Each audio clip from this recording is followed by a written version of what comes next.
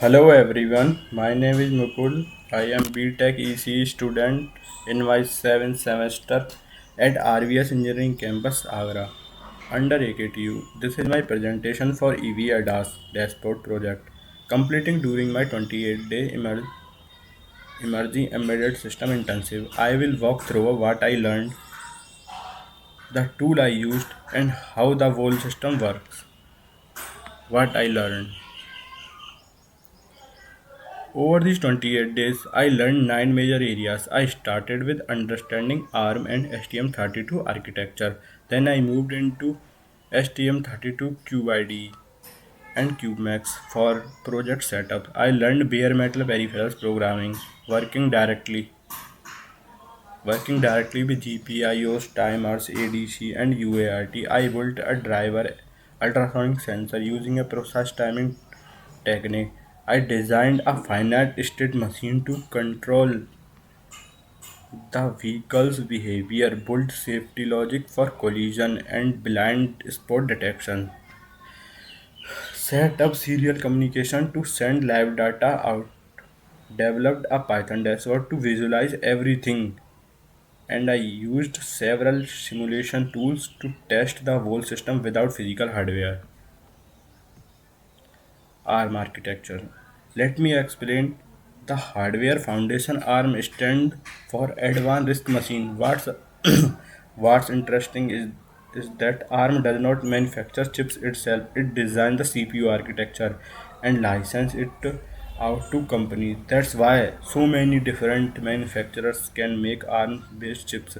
Today over 95% of smartphones run on the ARM core and billions of ARM chips ships every year, which shows how dominant this architecture is in the industry. ARM has different processor families. Four different four different families are known as Cortex A for smartphone and Raspberry Pi. Cortex R for automated ECUs and medical uses, and Cortex M microcontrollers and IoT, which I used as. And the specific microcontroller which I use is STM32 F103C8T6 Blue Pill, known as also a Blue Pill, and it has flash memory of 64 KB program memory and RAM 620 KB SPRAM and GPIO 37 GPIO input output pins and timer stim and ADC 12-bit and 18 channels and UART and clock 8 MHz.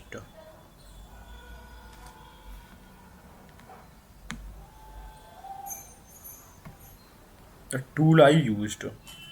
Now let me talk about the tools I used throughout this internship. STM32 QIDE was my main development environment. This is where I wrote all the firmware code, configured the microcontrollers peripheral visually, and compiled everything into a program the chip could run. Since I do not have physical hardware, I used PixSimLab, a simulator that lets me test my code as if it were running on the real hardware. I could add virtual sensor, virtual LEDs, and virtual serial terminal to see the output.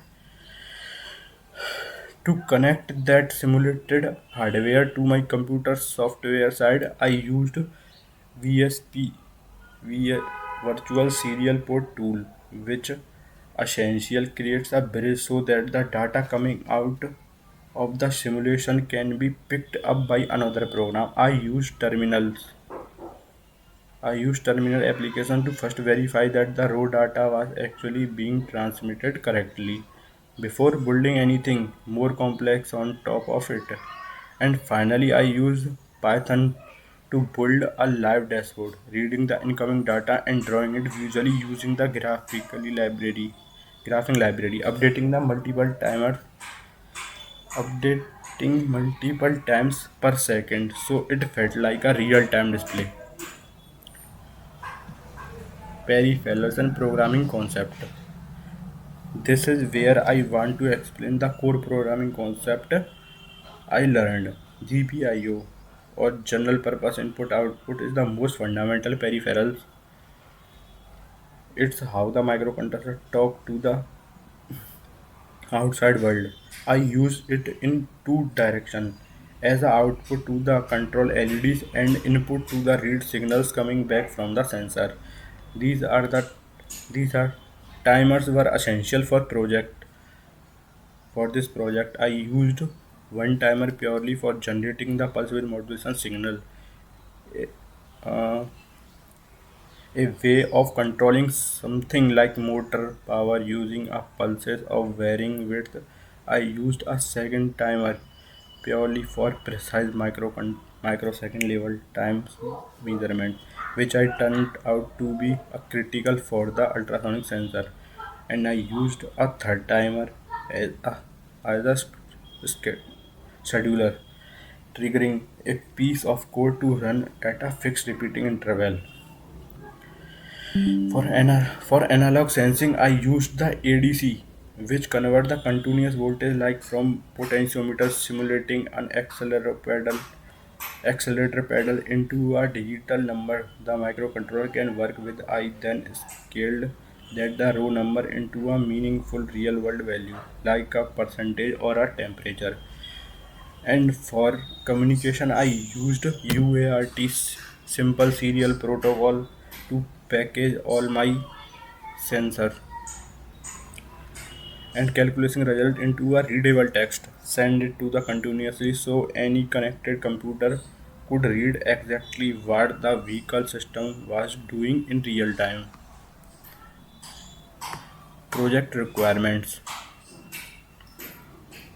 Let me now describe what this project actually needed to accomplish seven core fundamentals. First, it had continuous collected data from all sensors, accelerator, breaker, battery, and temperature. Second, it had to measure the distance around the vehicle using the ultrasonic sensor placed at the front and both sides. Third, it had to simulate realistic EV behavior, calculating speed, torque, and how fast the battery drains, and how far the vehicle could still travel. Fourth,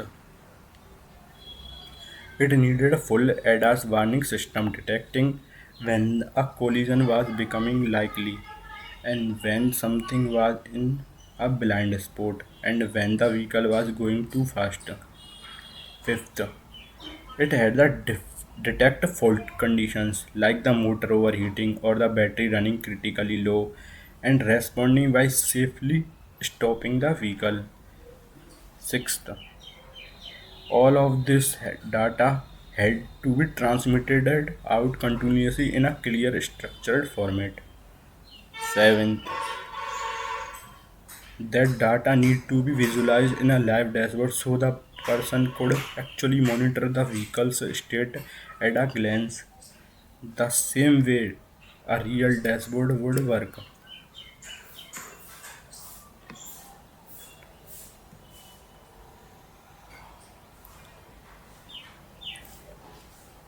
I want to go deeper into how the ultrasonic sensor actually works, since this was one of the most interesting part of the project to build. The sensor works by sending out a short burst of ultrasonic sound, then listening for that sound to bounce back off an object.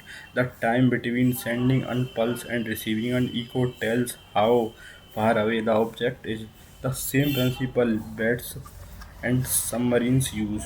In practice, this happens in four steps. First step, the microcontroller sends a very brief trigger signal to tell the sensor to start. Second, the microcontroller waits and watches for a response signal to appear. Third, once that the response appears, it needs to precisely measure exactly how long that signal stay active. And fourth, using the no speed sound, it converts that time measurement into an actual distance in centimeter. The tricky part here was getting a timing accurate enough. Sound travels fast, so Even a small timing error can throw off the distance reading significantly. That's why I built a dedicated microsecond level timer just for this purpose, so I could measure these very short signal durations precisely. I did this for three separate sensors, one facing forward and one on each side, to give the vehicle full awareness of what was around it. EV control, FSM, and ADAS safety logic. I designed the vehicle's behavior as a finite state machine, meaning the vehicle is always in exactly one of the several defined states, and it moves between those states based on the specific container. It starts off park with the motor completely off. Once the accelerator is pressed, it becomes ready, then immediately start driving normally. If the brake is pressed while driving, it switches into a regenerative braking state, which slow the vehicle down while also recovering some energy back into the battery.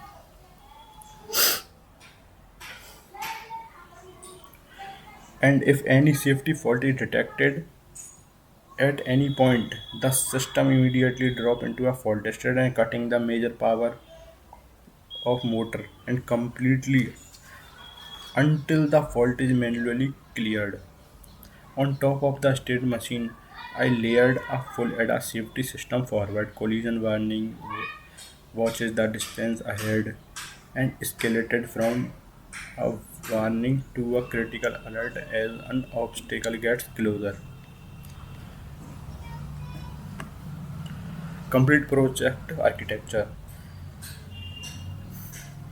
This slide shows the complete system as one continuous flow. It starts with the physical sensor gathering raw data. That data is processed inside the microcontroller and the vehicle logic safely logic and the vehicle logic, the safety logic and the fault handling all run together. The results are then packaged and sent over a connection. And finally the data reaches to the Python program running on a computer, which turns it into a live visually dashboard. So the full journey is sensed and processed, transmitted and visualized.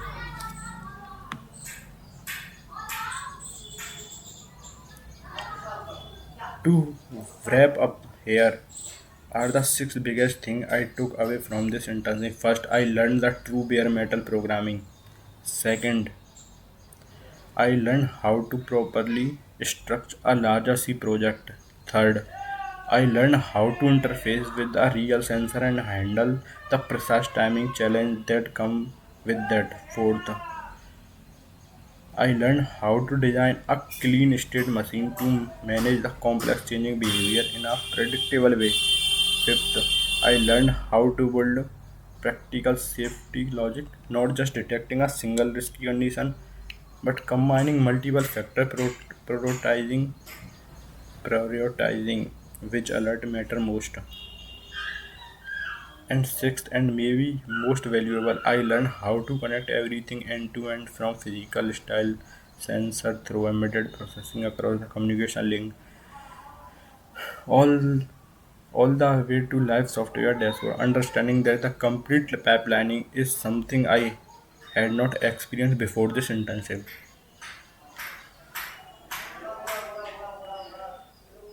That complete my presentation on the Aviator dashboard project, covering what I learned, the tool I used, and how the complete system works from sensing all the way to visualization. Thank you for watching. Now I will tell you how my program is work.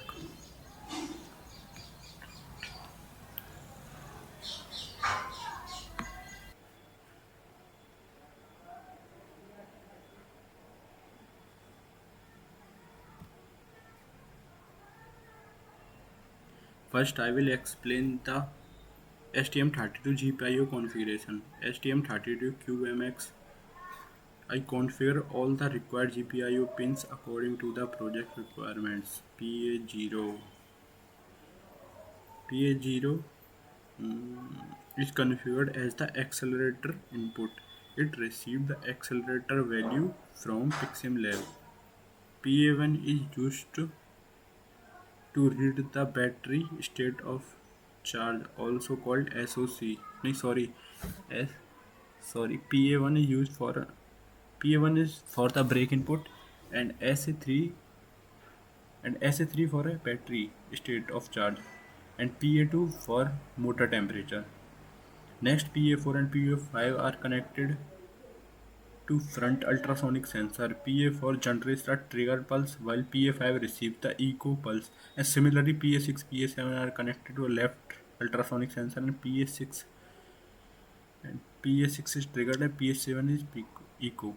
And PB0 and PB0 and PB1 are connected to the right ultrasonic sensor, and PB8 is configured as the blind spot detector. PB8 and PB9 and PB9 is used for a collision warning LED. And finally, PA9 and PA10 are configured as USART transmission and receiver. UART communication is used to send all the sensors value from STM32 to the Python dashboard. After configuring all GPIOs, the code is generated and developed in STM32 QIDE. I already generated, so I show you the PiximLab.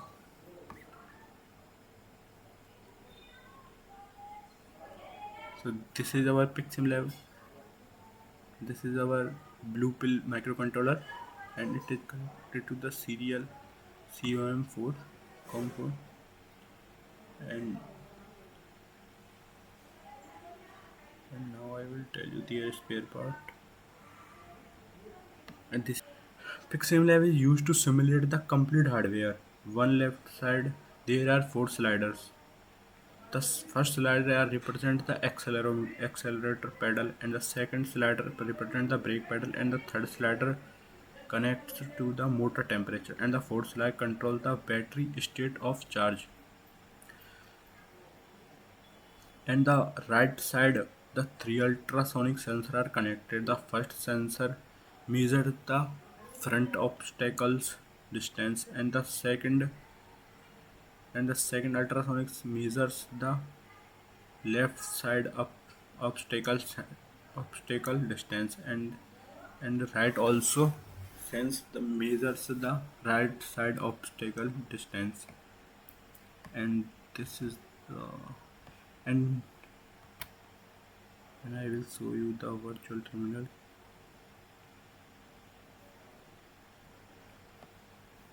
And this is the virtual terminal which show you by the variation. The speed increases and the brake is 0, and when I increase the brake you can see the clear difference in virtual terminal. Let's wait. You can see the clearly 42, and before it is 0, you can see clearly. And it's the SOC. When SOC is a state of charge of battery and charge is 0, that's why the fault LED is below. And when I battery is normal condition, then a fault is off, fault LED is off. And similarly for the motor temperature, when I increase the motor temperature, the voltage also increases, and accelerometer all are decreased simultaneously. And now let's check. And this is the V terminal which I show you, and now I will show you the Python dashboard. Actually I already done it, so I just explain you.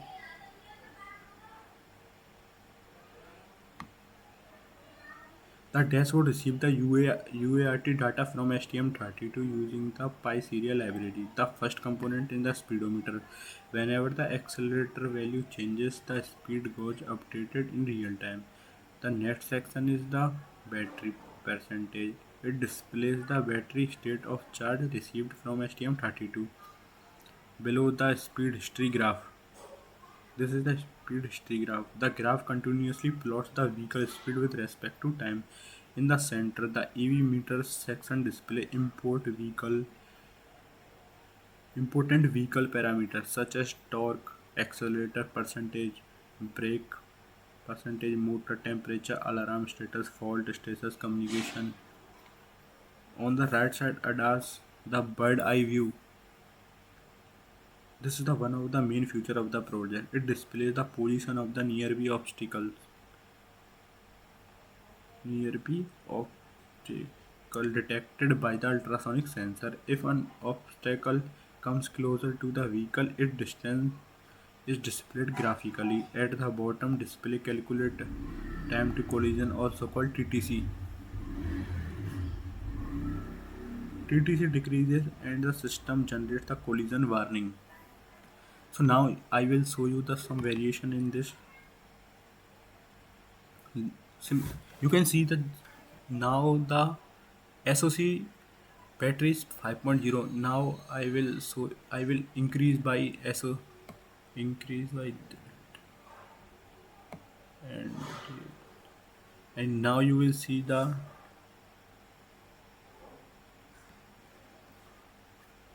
sorry now you will see the increase in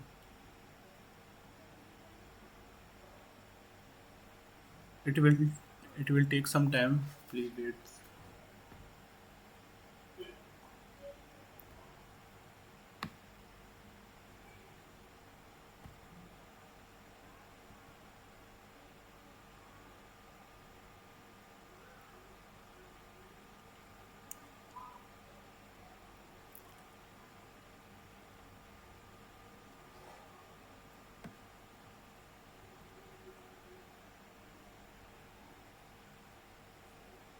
I think so. So I will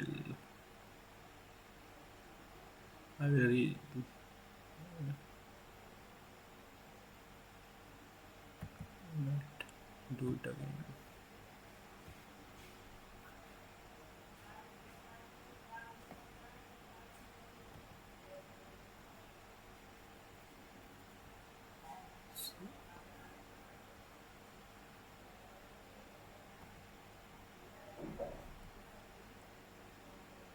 So now you see the battery is increasing. Now I will show you the decreasing by decrease the slider.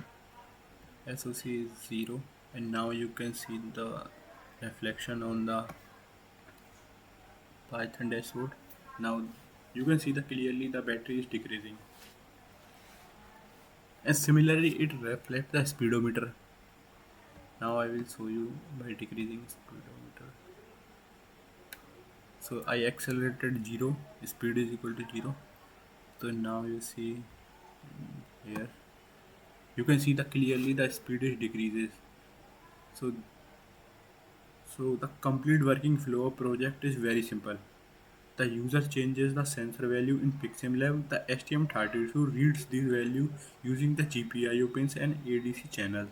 STM32 process all the sensor data and calculate speed, torque, battery percentage, obstacle distance, blind spot detection, collision warning. The Python program receives the UART data and extract the each parameter, update the dashboard continuously, and this creates the complete real-time EV dashboard with ADAS visualization. Thank you. Now